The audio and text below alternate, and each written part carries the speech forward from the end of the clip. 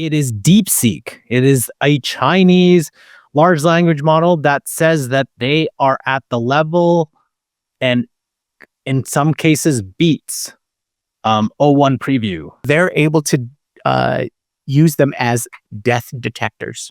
Aiming an AI, not a large language model, but a sophisticated AI, natural language processing system, at the disinformation in media problem. And music makes me think of Suno, which came out with V4.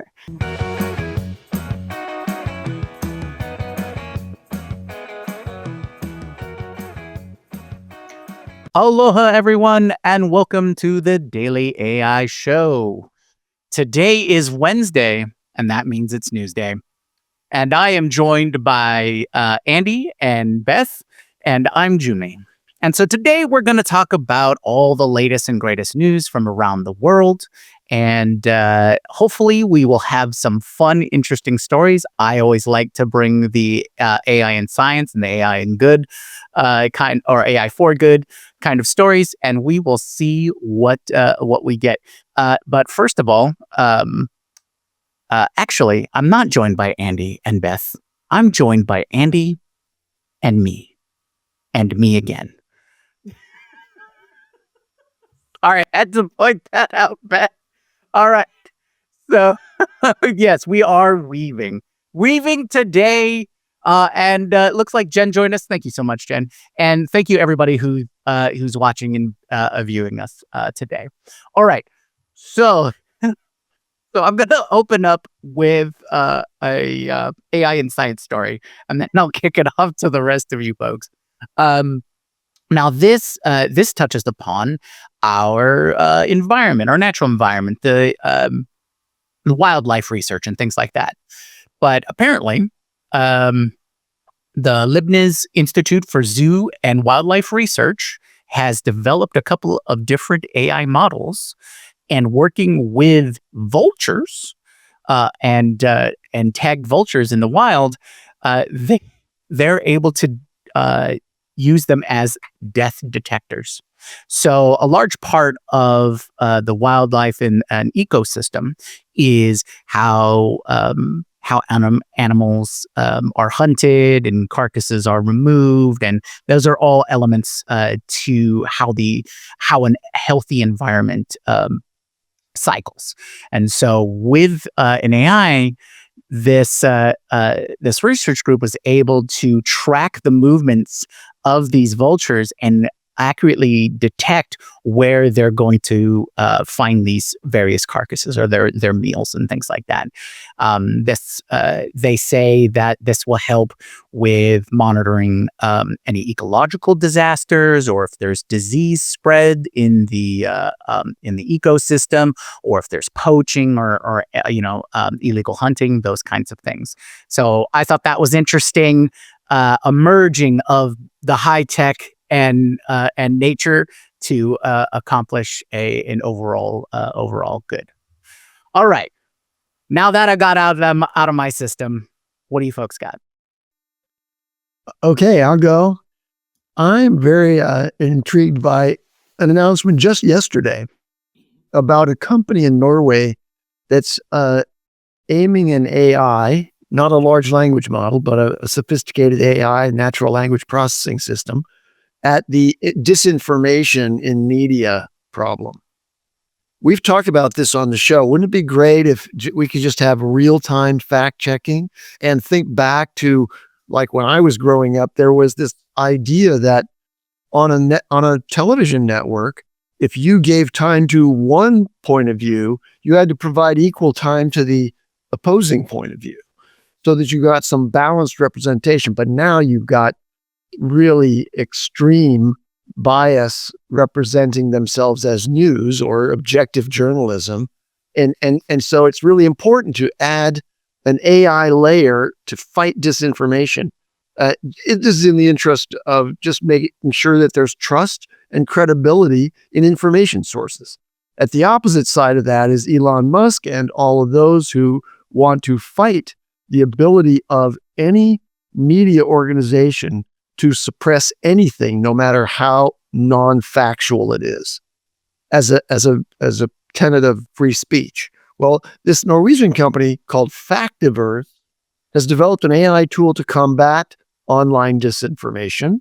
It's a platform that does real-time fact-checking of text, video, and audio content. And when they say real-time, they mean this thing is launching off a search and doing evaluation of the credibility of sources and the validity of claims in a real-time stream across 114 languages, and it currently outperforms GPT in identifying and verifying claims.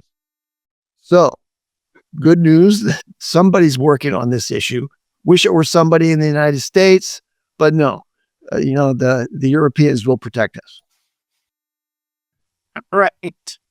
Well, that I like that there's somebody taking a point forefront in that. I think it'll be more and more relevant as we go on. Beth, what do you got for us? All right. So Ilya Sutskever, who, as we were, when I explained this, I reference Ilya Sutskever as the potion maker. Right. So we have the magicians, we have the magician's assistant, we have all those kinds of things. And Ilya Sutskever is the potion maker. He's the one who had the imagination to implement a bunch of the technologies or the theories that OpenAI was using to reach the results that they had been reaching. And he's come out also in the our AI LLM slowing down and said that we're reaching the end of the scaling laws, which is something that we've talked about a couple times. One of the things that's important about that is that it is actually pushing and putting some emphasis on the big AI labs to try other ways to improve their models, to train their models to reach the returns that everybody's looking at. One of the reasons that this story was so big and continues to be so big this week is because the scaling laws were a prediction, right? Like, it's going to get 10 times better each time we do this. And that is actually what is happening, is that prediction, that like exponential or 10 times improvement is not as automatic or as easy. That doesn't mean that the models aren't improving. But the other thing about what Ilya was talking about is it's pushing the companies to find other ways to improve, right? And one of the things about the scaling laws was if you just shove a whole bunch of resources at these things, they make predictable gains. Well, shoving a whole bunch of resources is not particularly efficient. Right? Certainly not efficient in terms of power that powers compute. So that's a really interesting part of this conversation.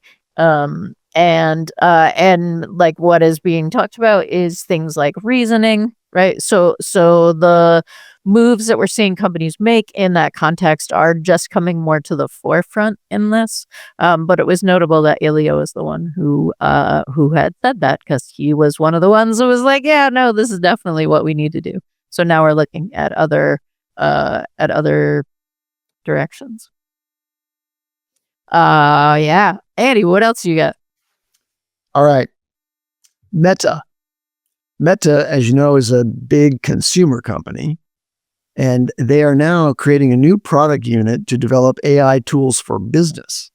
Now, that might make sense because, as a business, you use Facebook, lookalike audience, technology to manage your advertising. But this is taking it a step beyond just advertising on Facebook as a service to businesses. So they hired Clara Shih, who was most recently the CEO of Salesforce AI. And she's going to head up this business unit within Meta and market those to businesses. And most of business-facing AI tools delivered by Meta so far have been on ad creation and optimization. But this is going to use the broad resources of all of the tools available in the meta universe, including other product lines, not just Facebook. And they're going to try to develop their thesis around, hey, we want to advance customer relationships and you provide tools that go beyond just optimizing your ads on Facebook and WhatsApp and Instagram. And so that's, I think, a very important new area of investment by that company and newsworthy. Awesome. I do have a couple of quick fire AI tool feature type stories. I'll start off with Google Gemini now has a memory feature similar to ChatGPT's memory, right? And I do this because there's a couple of different versions of how memory is used in the AI space. This is mostly talking about picking up bits and pieces of your conversations and, storing that so that it could be drawn upon as an additional resource as context when you're having your conversation. Now, Yeah. Right, exactly. And so right now, they're rolling it out as part of the Google One AI Premium plan, which is, I think, like a $20 plan or whatnot. So if you're on that, you'll have access to it. They have not rolled it out to anything else yet, but that just came out today. So give it a shot. I definitely will give it a shot because I use Google AI Studio, and we'll see how much how useful it is. The other one, quickfire, is OpenAI. I'd like to think that OpenAI listened to my complaints about not having advanced voice mode via the web interface, and now they announced it. So they're going to be including advanced voice mode on their web version of ChatGPT. There's no coincidence there. Jyunmi, I'd like to think so. Chat, let me know if you're in agreement. But I digress. But what's interesting about this is they're just showing the ability to unify their experience across their different offerings. When we've talked about the desktop version of the of ChatGPT before, and it first came out on Mac. It recently came out on Windows and updated for Windows. And I did notice through that Windows version they offer advanced voice as well. So normally a lot of these desktop apps are simply a web app that's been wrapped so that you can run it on your local desktop. Still makes all the same calls and gets regular updates and all those kinds of things. But this is a nice little feature step up from OpenAI. Before I go on to my more big stories, do we have additional things that you guys want to touch upon? Yeah. So, all right. I forgot about the weave. So here we go. Memory and no, I'm just gonna go with memory. Memory makes me remember trying to take French in high school, and I only learned enough to say quelle heure est-il, which was what is the time, and that's it. That's like the entire universe of my French knowledge, and it's delightful that AI can interpret for you. So French makes me think of Mistral's free ChatGPT rival. So what they did was they released Le Chat, or they updated Le Chat. Le Chat has been something that can happen, but it now has several of the features that ChatGPT have, and it is free. So it's super important. It can generate images within the chat. You can go into something like Canvas and like collaborate, co-edit with Mistral, and that it's like the pressure that's happening from like it just feels like ChatGPT is kind of getting it from all sides, right? There's just more and more pressure coming on them, And yeah, all right. So that's my French connection to Mistral to Le Chat. Well, The gauntlet is thrown. There we go. yeah, I spent 3 months living in France when I was very young. Not very young. I was in college, and I know that the French people are very warm, and in fact, sometimes that you can consider them hot. Well, trop chaud means too hot, and that's what's happening to Nvidia's upcoming Blackwell GPUs. That is a problem. They're prone to overheating. Now you can imagine they're compressing a huge number of trillions of transistors into a single chip, a wafer scale chip. And then they're putting racks of these things together, and the heat that's generated from the power that's coursing through these things is causing them to, not work so well in close proximity to each other. This is probably going to delay Nvidia's release of the Blackwell series of chips. And today is the day that they're announcing their third quarter earnings. And so there's this combination of good news, bad news. They're going to probably blow everybody out of the water with how much they're selling in their current lines of chips, but they have this background problem. I have a couple of other really short ones if you want me to toss those out. These are things that are in the news that you should have heard about, but maybe didn't. One is that Perplexity Pro users now have a shopping capability. You can put your payment information into Perplexity, and then you can ask Perplexity to find and buy something for you.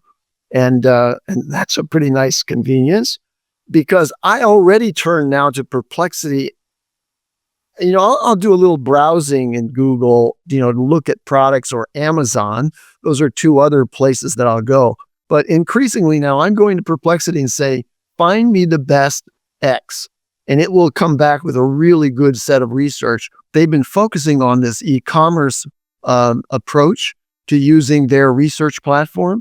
And this is going to be one of the key ways that they monetize. Now you can put your credit card into a Perplexity wallet, in effect, and it'll go all the way through the transaction. So you just ask it to do the shopping job for you, and it's going to show up at your door. I'm going to add this one other thing that I'm not going to spend a lot of time on, which is that 11 Labs, and Jyunmi, you may have some additional information about this one, but 11 Labs is a company that has done one of the sort of cutting edge approaches to conversational AI in the form of voice cloning.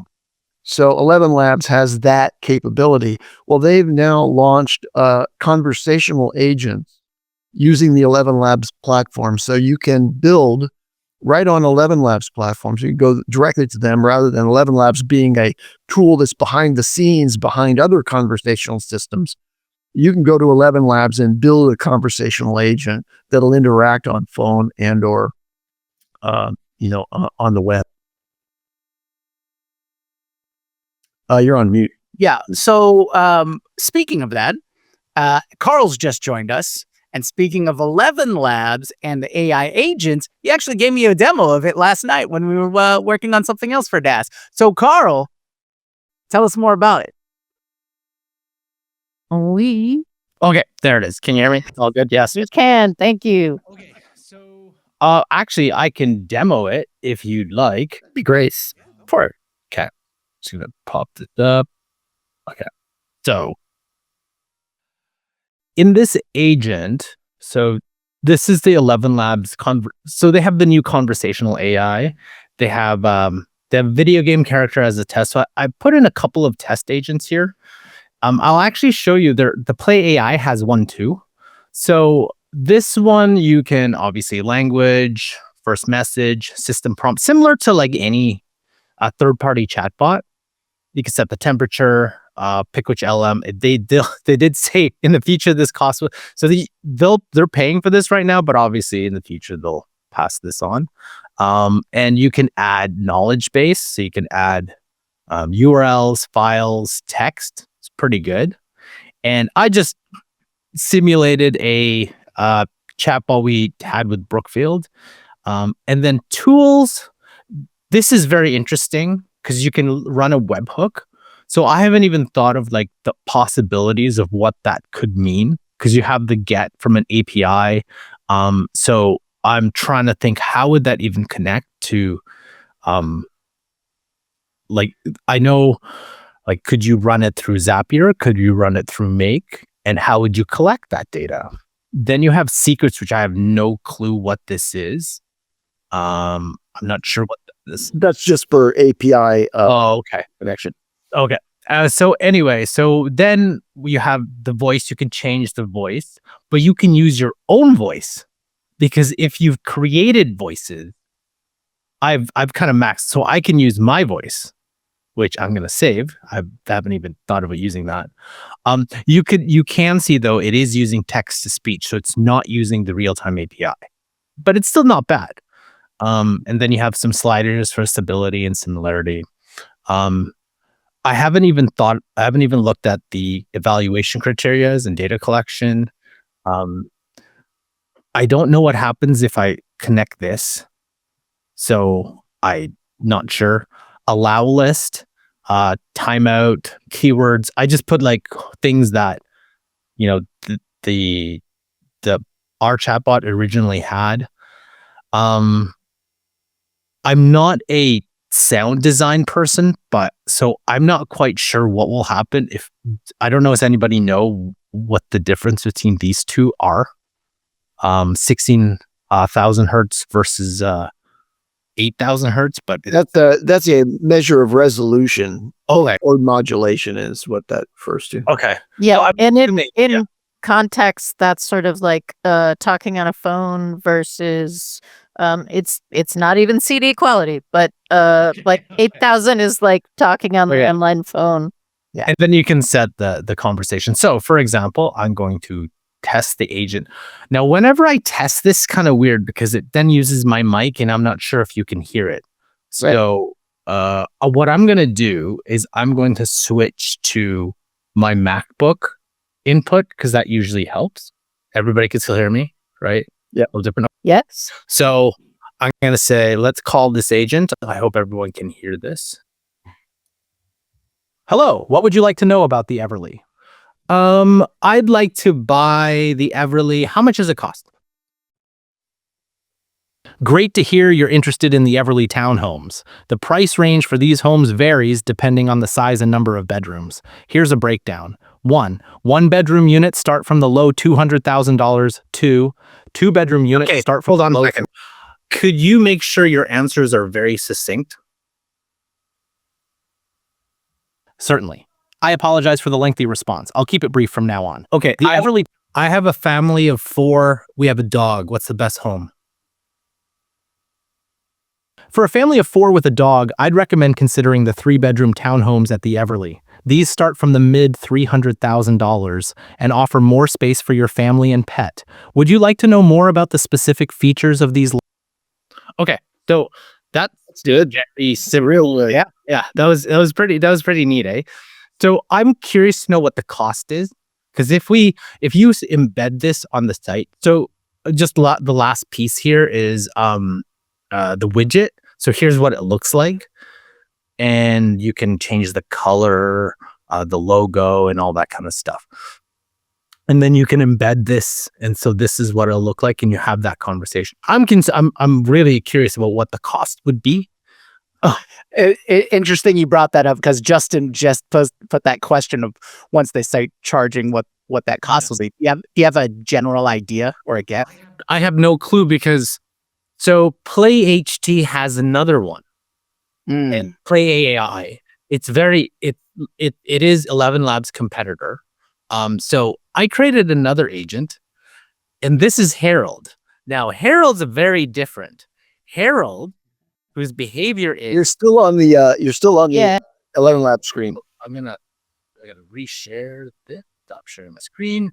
I'm gonna share the Play AI version of this. Where is that? That is What's coming here. This is good.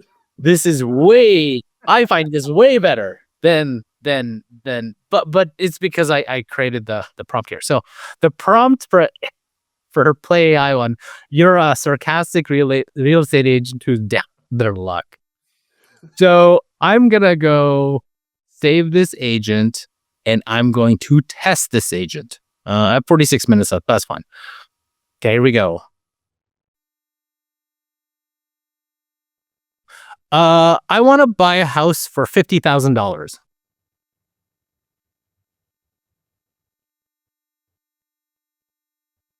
Look, I hate to burst your bubble, but according to what I'm seeing, the cheapest homes in our market are going for well over $400,000. Even the most basic properties are selling for around $600,000. With $50,000, you might be able to buy a nice parking spot in the middle of nowhere. Have you considered maybe looking into a cardboard box instead? Or perhaps we should talk about increasing your budget to something a bit more realistic. Can I buy a tent? And so what's interesting about this one versus 11 Labs, this times out quite a lot. So I don't think this one is ready for prime time, because I've had a whole bunch of conversations with this, but it times out. Like I've sent it to a couple of people, it would time out after a few seconds of that conversation. So yeah, the timeout's bad, and so is the latency. It doesn't even compare to 11 Labs' speed of response. So this is very interesting to see if people are like, I don't know if many people know that this is available through 11 Labs and the ability and the knowledge base, because to me, I think you have the traditional chatbots, but now you have the ability to add voice to that, to have that conversation. The only thing that this doesn't show, though, which would be nice, is if, like a chatbot, you can see what you typed and what the answer was. So it would be nice to see what you have said and what the answer to that. So at the same time, just so, right, it's just that added piece. I guess you don't have to, but it'd be nice to, and I'd be curious to see, because I haven't seen the ability to, what's nice about some of the third parties, and you can see what people are asking, and then that's a big piece for businesses. Yeah, no, that was a great demo. Thanks, Karl. Yeah, thank you, Karl. And that just came out recently. So you saw it here first, folks. Yeah. So I'm going to try and weave that into my next story. So what that reminded me of was that was a voice form of avatar. And avatars are part of the generative AI boom that we're seeing in the character development. And with character development comes narrative development. And that makes me think of AI in Hollywood. And recently, one of the big names in Hollywood was just on a CNBC show talking about AI and what they think about AI and how it's going to be implemented in Hollywood, and that's Ben Affleck. So Ben Affleck has made tons of movies. He's been in the director and producer space lately, and he had a very succinct description of where AI is, or particularly generative AI in filmmaking. And right now, essentially, what he says is artists shouldn't really be worried too much about it in taking over, because he says at best it's a craftsman, not an artist. You can tell it to write in a Victorian style, but you'll never get Shakespeare out of it. And one of the points that he was highlighting was what he calls a matter of taste. And we've talked about that on the show in a different form, calling it curation, and being able to pull out what is important out of the resulting output and things like that. And for the most part, I agree with him. I think that that element is really how to take advantage of the AI capabilities. And the other thing he mentioned was where he sees a lot of AI being involved is on the mundane, tedious side of things. And we talked about this as well. It's always going to be the low-hanging fruit. It's going to be process things that Hollywood will implement AI for.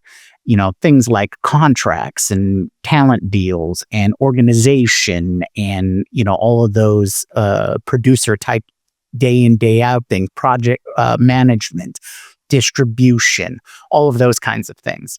And that's with that, you don't need as much of the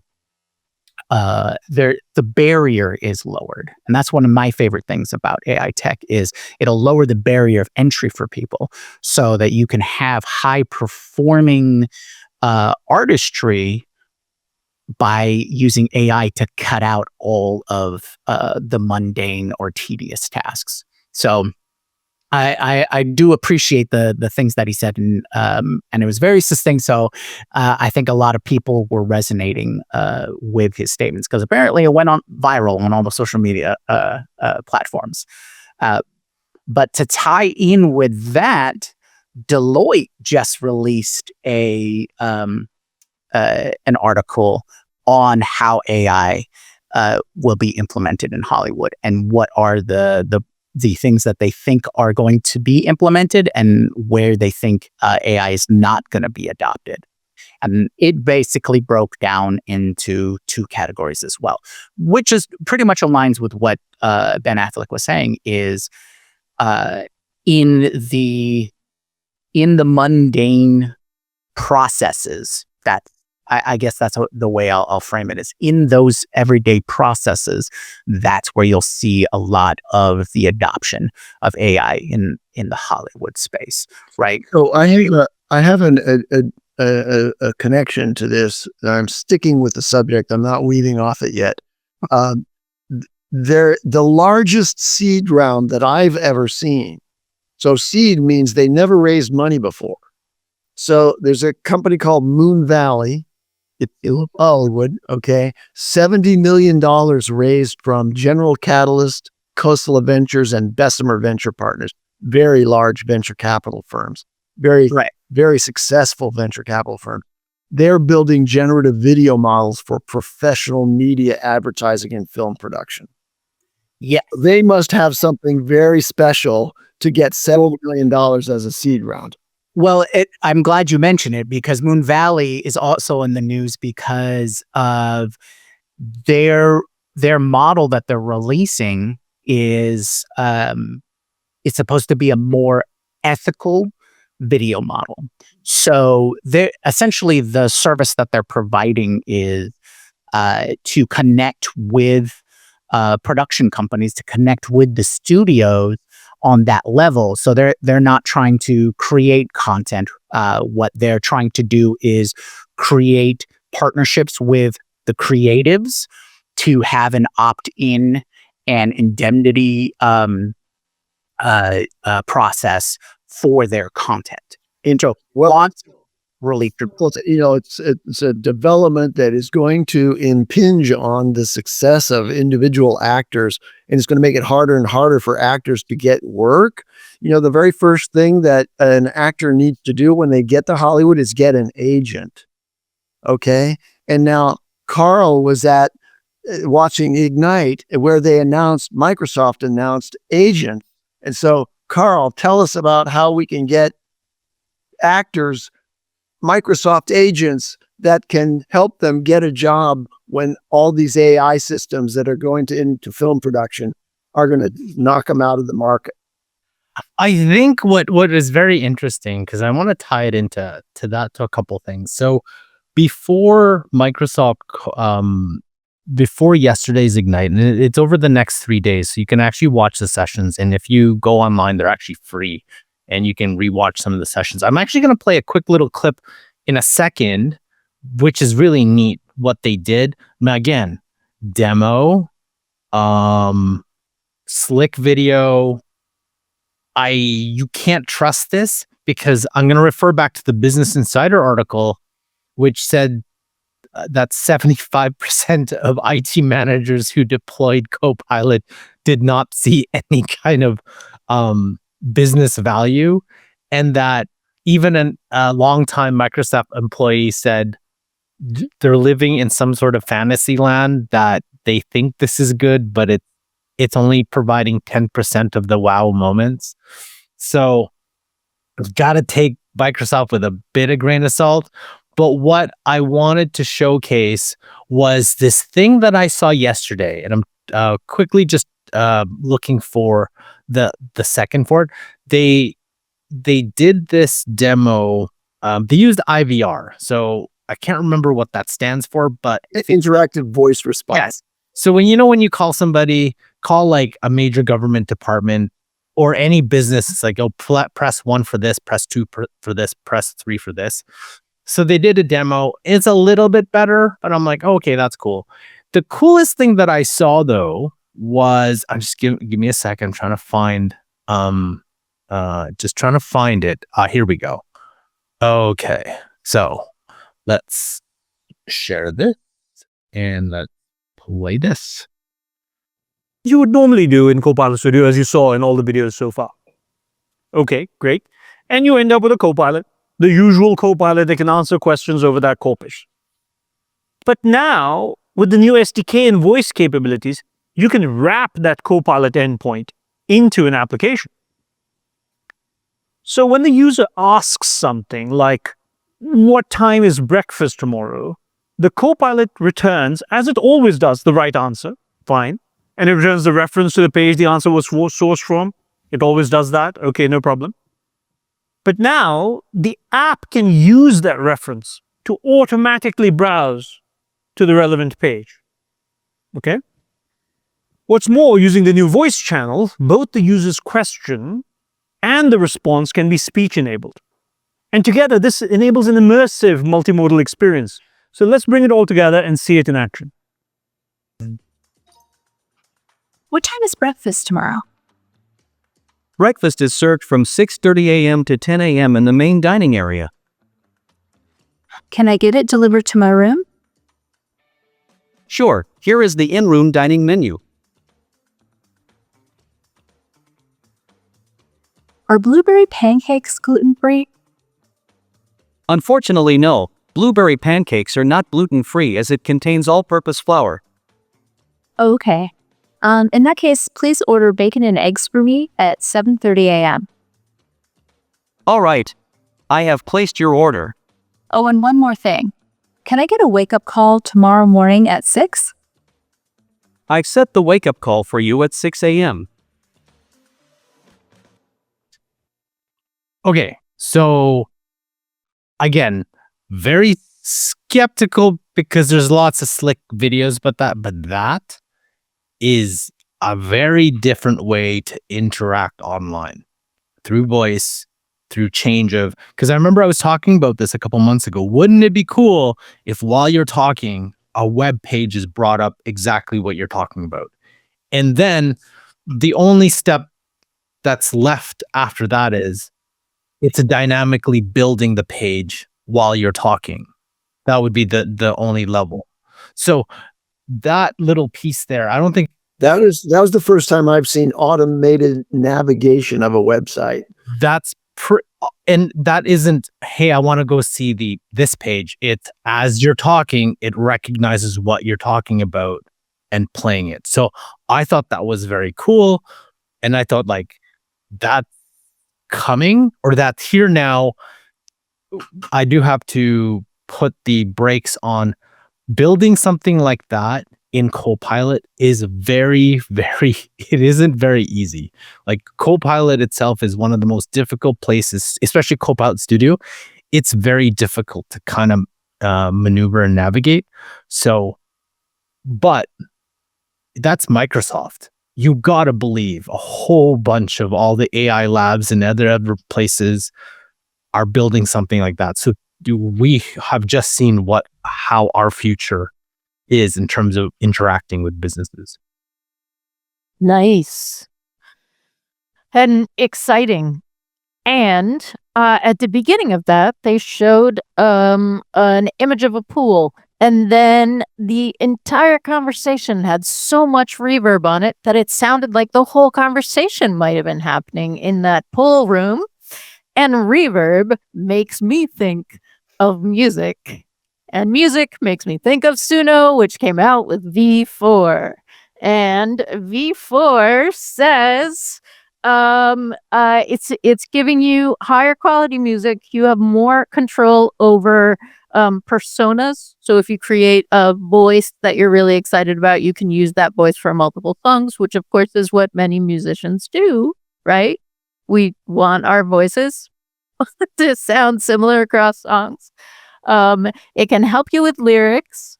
And it's got more complicated song, not complicated, better song structures. So let me see if I can make that happen. You're going to generate some music right now? No, I'm going to play their demos. Are you kidding me? All right, share audio, yes. Caught in your orbit, spinning round.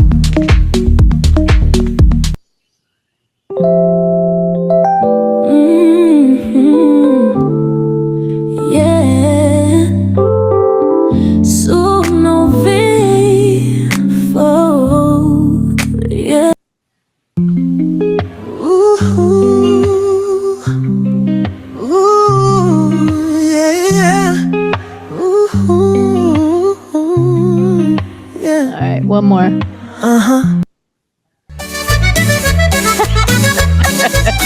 Son las 11:11, el reloj marcó.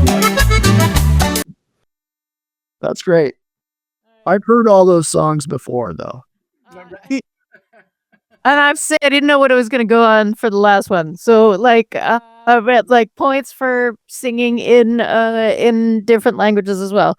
But one of the things that I think is really cool about that is the quality of the audio sounded really good for any of the things that were being developed. Like the just the quality, the like when Karl was saying, what's the difference between 8 hertz and 16 hertz? This is absolutely CD quality, or I don't even know if there's something higher than that. So yay. All right. So Suno, who's going to pick up the gauntlet now? What do you got? Karl, do you have a last story for us before we close out for the day? I do. I've got, so when O1 preview came out, it's one of the, the pushing the top models. But today, what was just released, and everybody can try this.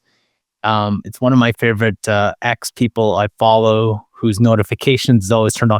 It is DeepSeek. It is a Chinese large language model that says that they are at the level and in some cases beats O1 preview. So O1 preview, DeepSeek, in some of these benchmarks, DeepSeek.